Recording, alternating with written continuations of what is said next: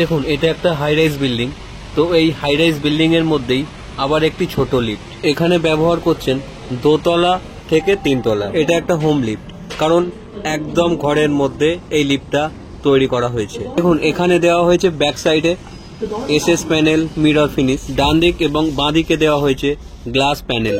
এখানে একটা ফ্লোরের জন্য লিফটটা ব্যবহার করা হয়েছে। দেখুন আমি এখন দোতলায় কল দিয়েছি, লিফটটা এখন নিচে নামছে। ভিডিওটা ভালো লাগলে অবশ্যই একটা লাইক করে দেবেন, আর এরকম টাইপের ভিডিও দেখতে হলে অবশ্যই চ্যানেলটা সাবস্ক্রাইব করে রাখবেন।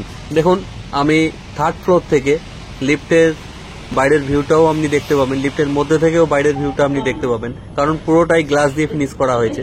দেখুন ফলস লিংকটা কত সুন্দর লাগছে, কাটিং ফলস লিংকটাও ঠিক এইভাবে তৈরি করা হয়েছে।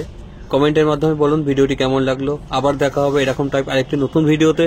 সবাই ভালো থাকবেন, সুস্থ থাকবেন, সাবধানে থাকবেন।